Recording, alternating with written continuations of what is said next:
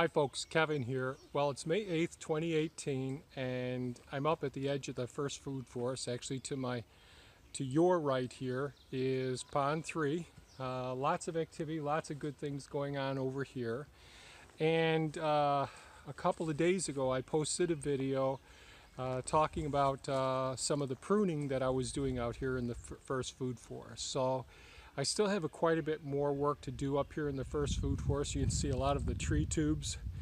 These happen to be aronia berries in these ones here to protect them from the white-tailed deer. But I thought I'd show you the progress that I've made so far. So I'm going to turn the camera around and show you what we got going on. So I won't be going through all of the various trees and all, but here's one of the apple trees.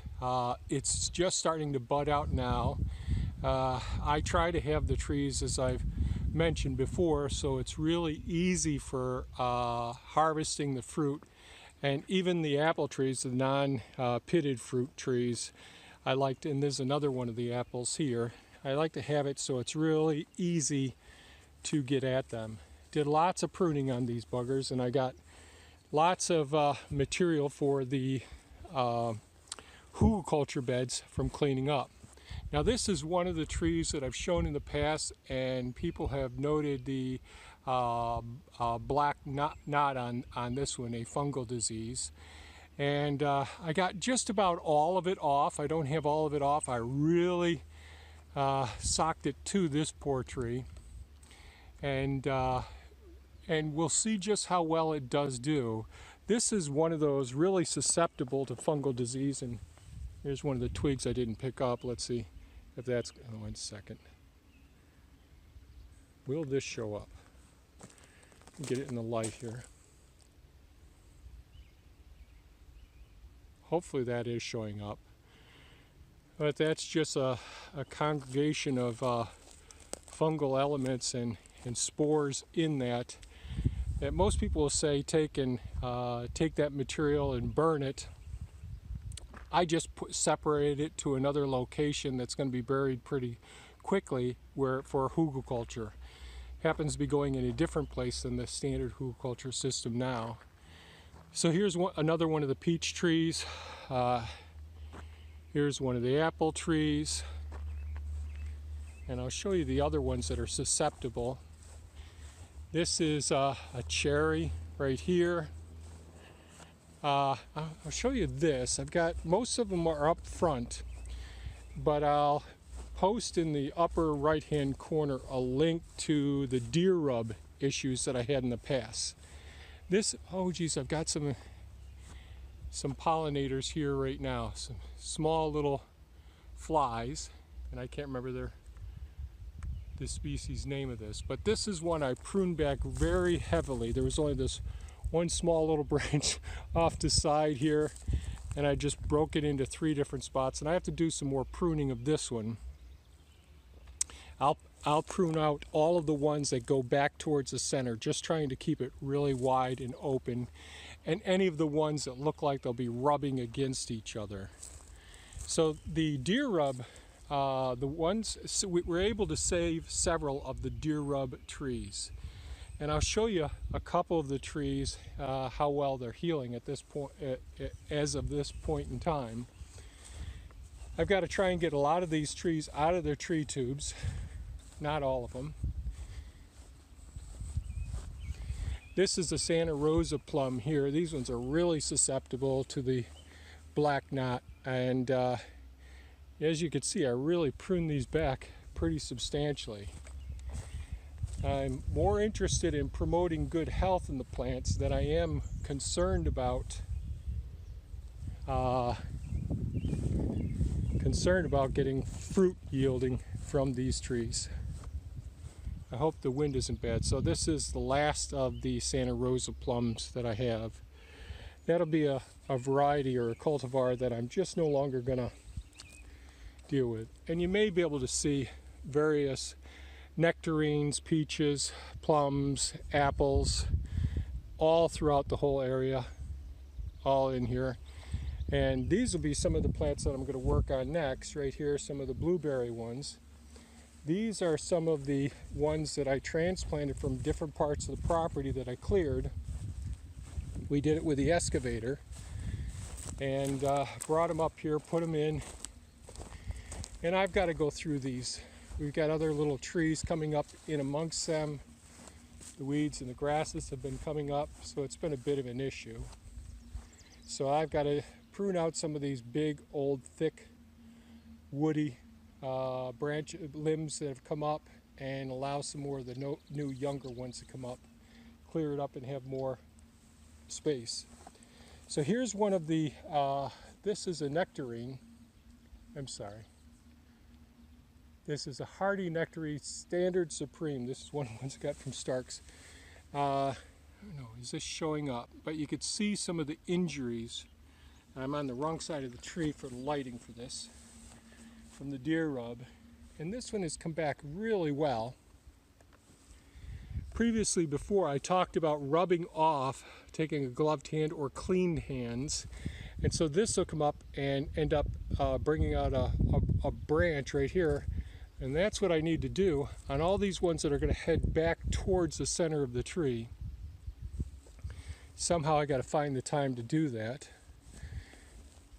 And over here are some of the currants that I've got to get to and get them pruned as well. I did get the raspberries in the back row back there. They're all have already been pruned, but I've got several more rows to deal with as well. So this is one of the peaches. Man, this tree produces some of the best peaches in the world. Gosh, I think we've still got maybe a dozen or so canned peaches. So I was really happy that this one really didn't take as big a beating as some of the other nectarines and peach trees that the deer got to. This one, the deer just really raked the whole side up and down. This side here, from here all the way to here, hoping that's all showing, completely opened up, but it has been healing. And I really don't like when they start to get these splits here when we have a Y, but these peaches, it seems like that's one of the issues we have, especially when the weight gets up there. So if I can encourage one of these sides to ultimately be the main stem, I'll take off the one on the side. I just don't like them quite as vertical, having the V being so close together. I like them much wider apart in order to ensure structural integrity. This is one that really took a big beating. It has healed very, very well. It was ripped all the way down. This is one that there was the main, one of the main branches that came off of this side. The deer must have got his antlers caught in that and actually ripped it right down to the side. So I ended up cutting that one off to see if it would heal over. I just cut off this one here. I didn't want to take off, last year I took off this one, I trimmed off more of it, and you can see it's starting to heal around it. And I took off this one, which none of the limbs that came off of this, there was no new growth coming off of that. The only thing that I kept getting off that was swarms. And here, this one, you can see some of the places they ripped right into. I'm hoping these show up. I can't really tell. And these got these big water sprout shoots that I ended up taking off, and hopefully we can get some more that are going to come off all the other places. Depending on which angle, I'll have to keep an eye on this one here. If this one shoots out and just goes up and down the aisleway and doesn't go towards the center of the tree, that'll be fine. This is one of the apple trees. The deer love to eat the apples, and they love to pull down some of the limbs, so that I do get the lower limbs getting snapped off. But I don't have as many issues with them doing the deer rub on it. I don't know if that's just an oddity or what. So all those blueberry bushes I've got to get to. This is one of the peaches that they got to. before I got a guard on it, and I had a guard around all of these trees. And previously I mentioned I'm doing training on all the new younger trees. And so these are trees that I've been working with, training them and trying to do minimal pruning with them.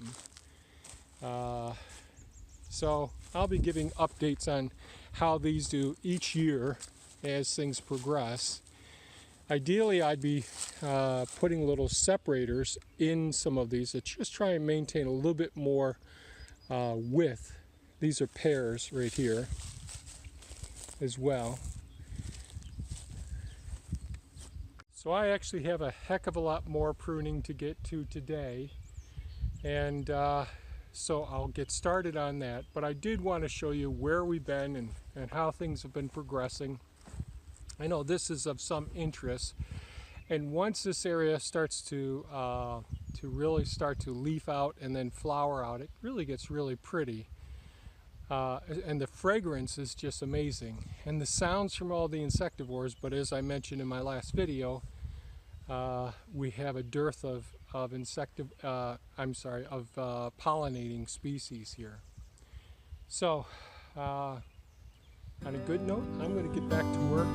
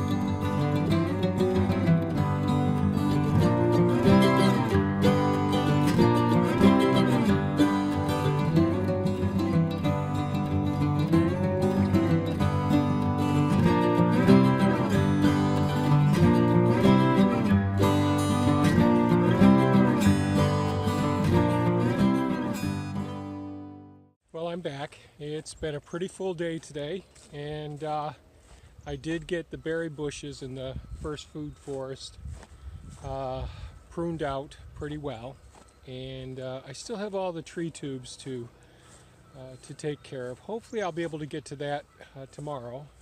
My body's a little sore today after struggling with a lot of the various blackberry, the wild blackberry plants, poison ivy, and other small trees that had taken root at the base of all the berry bushes. Not now, Timmy. Daddy's sore. Just a minute. Ouch. So I'll take a quick run by here, and we'll see what the bushes look like. They're really stripped down pretty firmly now at this point. Geez, I'm always doing this with the light. And I did fix my nose. So we'll take a quick look at the berry bushes. So these blueberries I haven't gotten to yet, but these were the big bushy ones.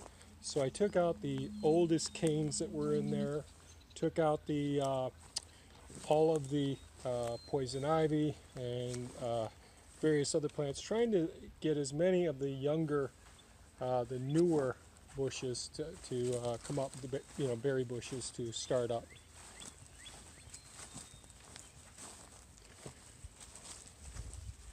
And I've got to bring in some compost around these and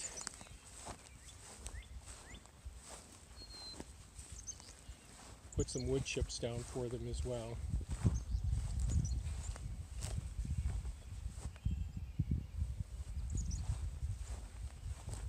Got to weed around some of these blueberry bushes here. Seems like there's always something to do.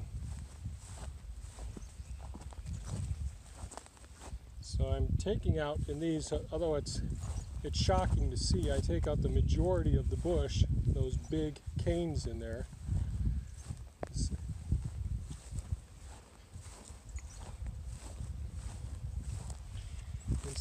So it's great when we see these nice young canes coming up, these new ones. And then gradually, if I can get at this each year, I think the berry bushes would be much healthier and be less competition with all of the other ones, all of the other plants that end up growing up in here. So I think I got just about all of the other odd trees that were growing up in here. Seems like I'm always discovering more. When I get the berry bushes, you'll see on the ground lots of sticks and all, where I use the mower and go right over the surface of those plants, right over the surface of the aisle, which mulches up the material. The currants are really knocked these ones down pretty heavily. I might be able to get some of those even closer to the ground I see on that first one. Fortunately, the deer don't do too bad a job on these currants, and there are little flowers on them right now. Unfortunately, this is usually they are usually loaded with bees at this time.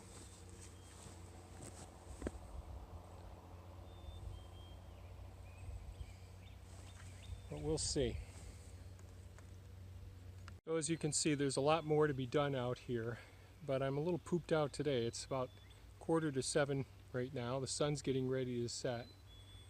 If my back loosens up some, I'm probably going to try and take some photographs tonight during the golden hour. And here comes Timmy. Yes, Timmy. So I hope you enjoyed the video. I hope it was somewhat helpful. And if you like it, please give us a thumbs up. Subscribe if you haven't subscribed. And please share this at will. Thanks so much, folks, and have a great day.